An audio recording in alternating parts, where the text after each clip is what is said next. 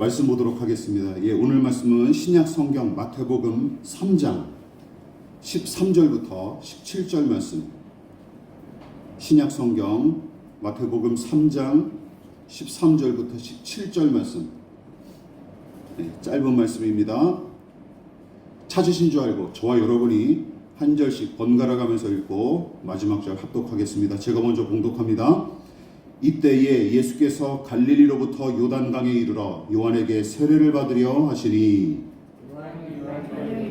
내가 당신에게서 세례를 받아야 하는데 당신이 내게로 오시나이까. 예수께서 대답하여 이르시되 이제 허락하라. 우리가 이와 같이 하여 모든 의의를 이루는 것이 합당하니라 하시니 이에 요한이 허락하는지라. 예수께서 세례를 받으시고 곧 물에서 올라오시되 하늘이 열리고 하나님의 성령이 비둘기같이 내려 자기 위에 임하심을 보시더니 다 같이 하늘로부터 소리가 있어 말씀하시되 이는 내 사랑하는 아들이요 내 기뻐하는 자라 하시니라. 아멘. 말씀의 제목을 다 같이 한번 읽어보시겠습니다. 자, 시작. 내가 사랑하고 기뻐하는 자.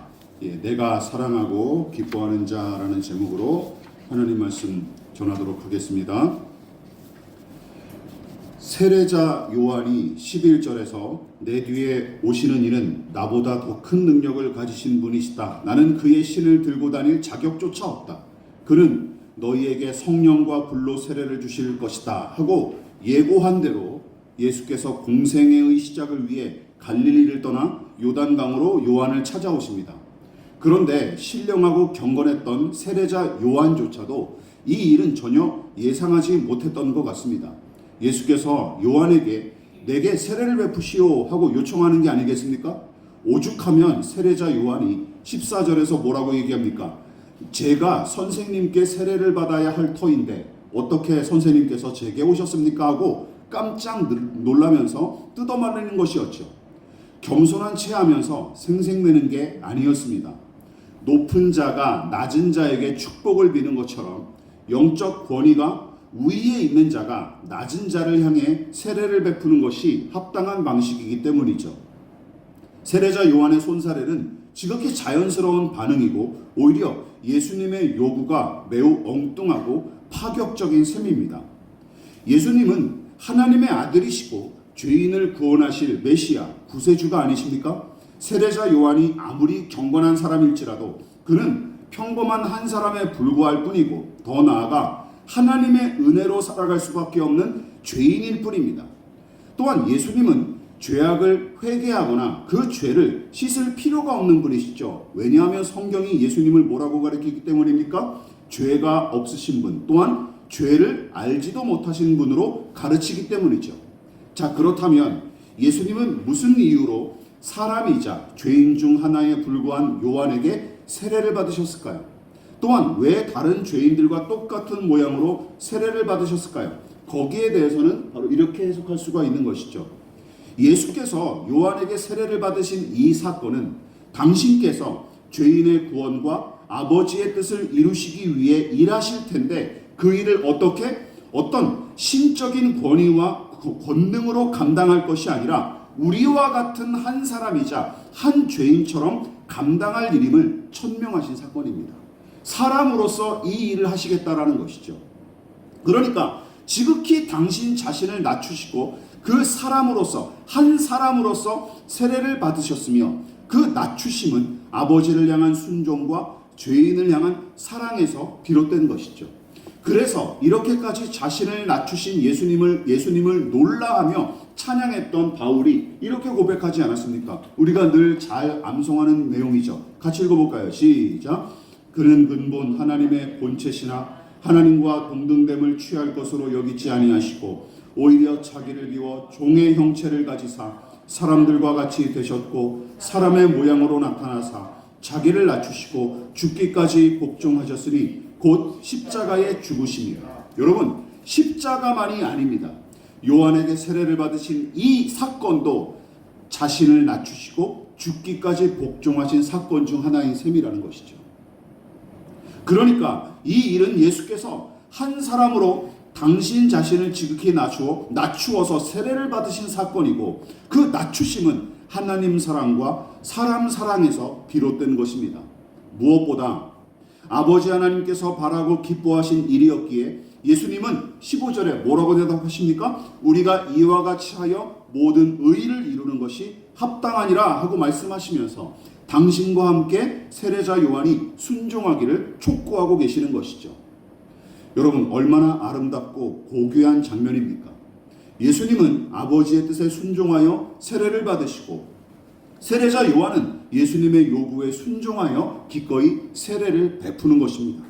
이처럼 예수님의 순종과 세례자 요한의 순종이 어우러져 아름다운 조합을 이뤄냈을 때 마침내 어떤 일이 벌어집니까? 열린 하늘을 통해 하나님의 성령이 비둘기처럼 임하셨다고 본문은 기록합니다.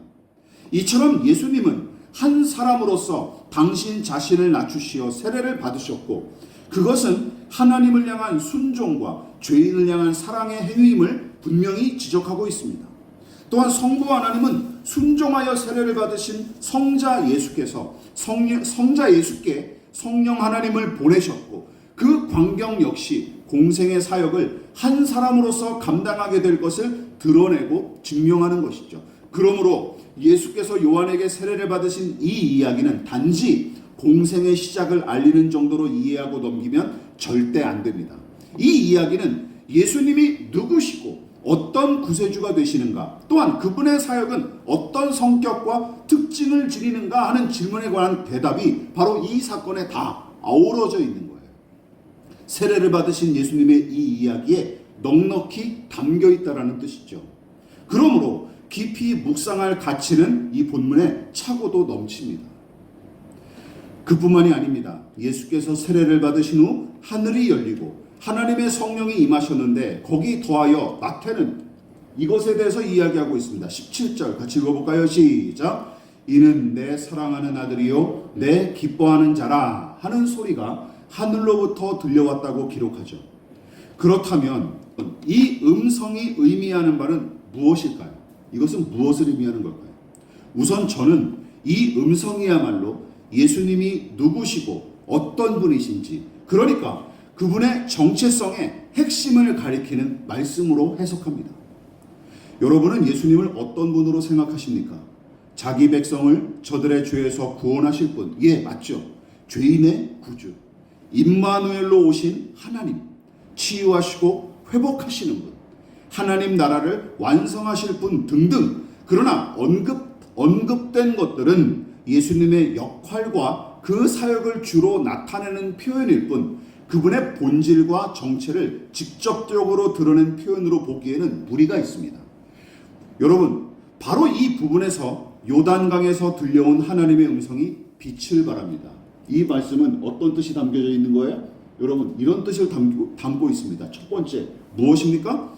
아버지께서 기뻐하시고 사랑하시는 아들. 아버지의 사랑을 온전히 받으시는 분. 여러분, 이것이 무엇입니까? 예수님의 본질이자 정체입니다. 믿으십니까? 아버지의 사랑받은 아들. 따라서 17절의 이 음성은 예수님의 정체와 본질을 알려줄 뿐만 아니라 또한 무엇을 알려줘요?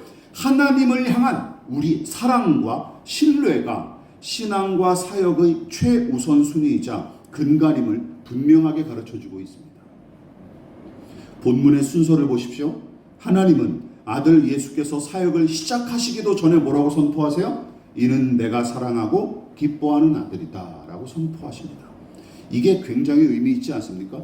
무슨 일을 해서 이 자격을 따내신 게 아니에요. 뭐 하신 거예요? 이미 시작 전부터 하나님은 아들 예수를 향해 뭐라고 얘기하신 거예요? 이는 내가 사랑하고 기뻐하는 자다 라고 선포하신 것입니다. 무슨 일을 시작하기도 전에 말이죠. 조건을 따진 뒤에 혹은 대단한 성과를 이룬 다음에 너는 내가 사랑하고 기뻐하는 아들답다 하신 게 아니라는 것입니다. 처음부터 아들을 기뻐하고 사랑하신 것이죠. 그리고 아들 예수님은 내가 너를 기뻐하고 사랑한다 하신 아버지의 음성을 듣고 마침내 무엇을 시작하십니까? 공생의 사역을 시작하십니다. 이처럼 삼위 하나님의 사랑이 우리 신앙의 우선순위이고 그 사랑이 우리의 삶과 사역의 궁극적인 목표입니다. 믿으십니까? 이 사랑이. 그러나 기억하십시오. 이 사람은 내가 사랑하고 기뻐하는 아들이다 하는 이 음성은 성부 하나님께서 예수님한테만 허락하신 것이 아니라는 것이죠. 예수께서 당신 자신을 낮추시고 사람으로서 세례자 요한에게 세례를 받으신 일, 그래서 성령이 비둘기처럼 하늘로부터 임하시고 사랑받는 아버지의 아들임을 인정받은 것 같은 이 사건은 예수님의 부활과 마찬가지로 첫 열매이자 하늘문이 활짝 열리는 첫 사건인 까닭에 이후로부터 믿음으로 거듭난 신자들도 세례를 통해, 여러분 기억하십시오, 하나님이 기뻐하시고 사랑하시는 사람으로서의 자격과 영광을 누리게 되는 것입니다. 믿으십니까? 너는 내가 사랑하고 기뻐하는 사람이다 라는 음성이 누구에게 부어지는 거예요? 믿음으로 거듭나 세례를 받는 사람들에게 동일하게 부어지는 메시지인 것입니다. 믿으십니까? 너는 내가 사랑하고 기뻐하는 사람이다. 여러분 기억하십시오. 세례는 무슨 특수하고 중차대한 일을 감당하기 위해 베푸는 것이 아닙니다.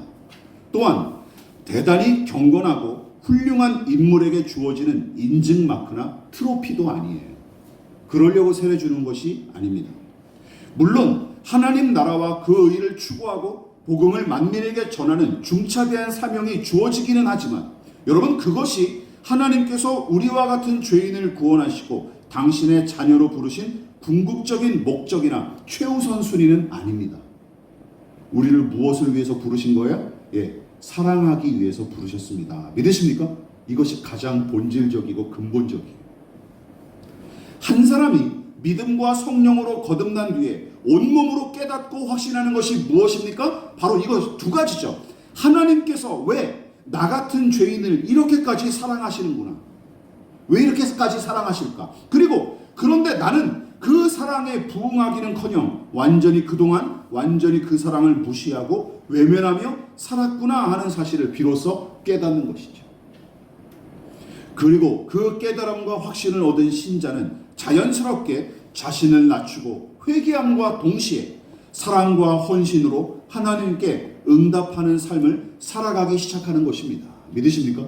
이게 참으로 거듭난 사람에게 다가오는 깨달음과 또 전인격적인 반응이라는 것이죠. 그래서 헨리 나우의 신부가 지적했듯이 우리는 이 부분을 기억해야 됩니다. 하나님은 우리를 사랑하시며 또 사랑받기를 원하시는 분으로 규정을 했어요. 하나님은 우리를 사랑하시며 또 뭐 받기를 원하시는 분? 당신이 또 우리에게 사랑받기를 원하시는 분으로 규정을 했습니다. 저는 100% 공감합니다.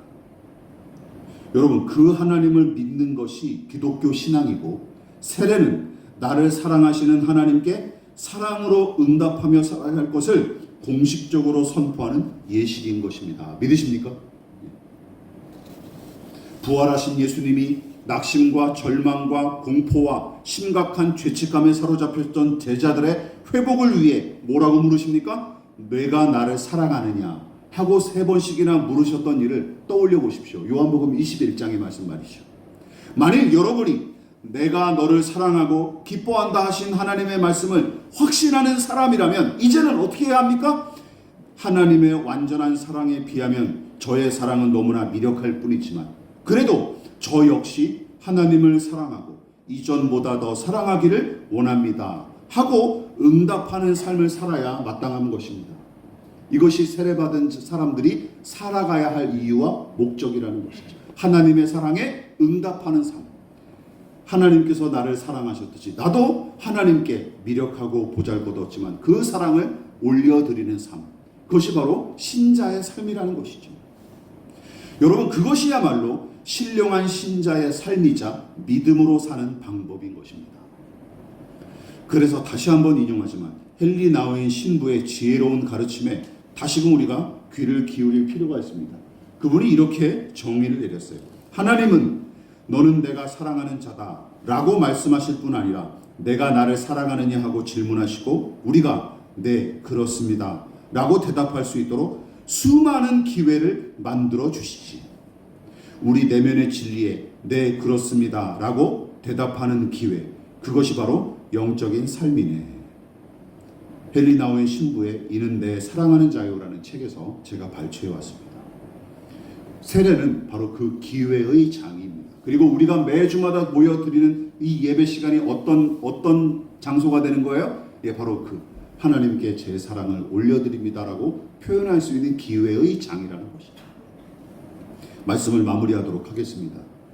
오늘 세례 대상자를 비롯한 우리 모두가 귀 기울여 들어야 할 하나님의 말씀이 바로 이것입니다. 무엇입니까?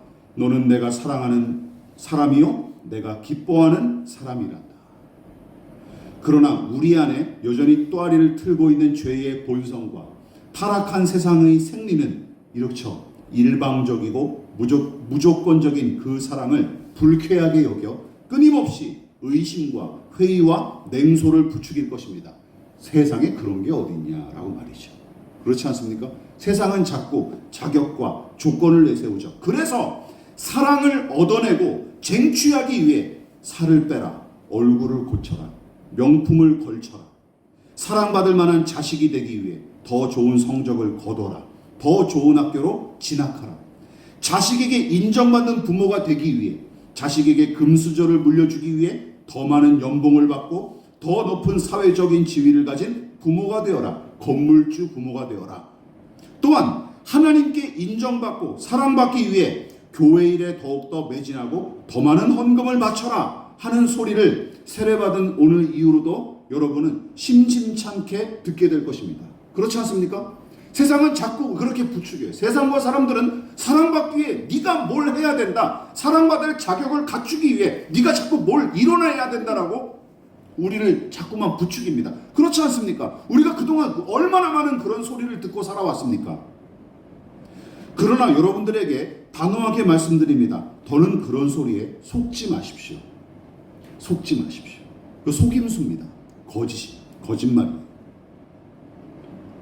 그럴 때마다 우리가 기억해야 될 것, 내가 널 사랑하고 기뻐한다 하고 말씀하시는 하나님, 조건과 처지와 자격을 초월하여 우리를 사랑하시는 하나님, 심지어 자주 실수하고 넘어지고 실패하고 망가지기 일쑤여도 우리를 향한 사랑과 기대를 포기하지 않으시는 하나님, 그분께로 돌아가서 사랑한다 말씀하시는 그 세미한 음성에 귀를 기울이고 그 사랑 안에서 또다시 사랑하며 사는 인생으로 당당히 설 수 있기를 진심으로 부탁을 드리겠습니다. 이것이 우리가 해야 될 일이라는 것이죠. 무엇보다 저는 이 말씀을 준비하면서 그런 소망이 들었어요. 우리의 가정이 그리고 우리 교회가 조건 없이 사랑하시는 하나님을 미력하게나마 닮아가고, 또한 주께서 우리를 향한 그 한량없는 사랑을 조금이나마 가정과 교회가 담아냄으로써 세상과 사람에게 사랑받고 인정받기 위해 안달하느라 지친 사람들, 그리고 참사랑이 무엇인지 알지 못해 방황하는 사람들을 위해 여기서 쉴 자리를 마련하고 손 내밀어 줄 수 있는 곳이 되기를 진심으로 부탁을 드리겠습니다. 그런 가정, 그런 교회가 되어야 되지 않겠습니까? 내가 이렇게 처참하게 또 이렇게 불행한 일을 만났을지라도 돌아갈 곳이 있구나, 돌아갈 사람이 있구나, 그래도 내가 품에 안길 사람이 있구나 라는 그런 곳이 되어야 되지 않겠습니까? 최소한 가정과 교회가 말이죠. 그렇지 않습니까? 사랑받기 위해 안달하느라 너무 많은 에너지를 쏟지 마십시오. 하나님의 사랑은 그런 게 아닙니다. 하나님의 사랑은 따내는 게 아닙니다. 믿으십니까? 이미 우리를 사랑하시고 이미 우리를 기뻐하신 하나님, 그 음성에 귀를 기울이는 저와 여러분 되시기를 주님의 이름으로 부탁을 드리겠습니다. 기도하겠습니다. 지금은 우리를 위하여 십자가에 몸버려 피 흘려 돌아가신 예수 그리스도의 한량없으신 은혜와 하나님 아버지의 크신 사랑과 성령 하나님의 영원한 사귐이 오늘 이 시간 우리를 이미 사랑하시고 기뻐하시기로 작정하신 하나님의 마음을 확신하여 겸손히 머리 숙인 사랑하는 성도들의 머리머리 위에 저들의 가정과 직장과 사업장과 학업과 장래 가운데 이 나라의 민족과 한국교회와 저 북녘의 동포들과 세계와 열방 가운데 그리고 오늘 특별히 세례를 받은 최은서 자매의 머리 위에 지금부터 영원히 함께 하시기를 간절히 축원하옵나이다. 아멘.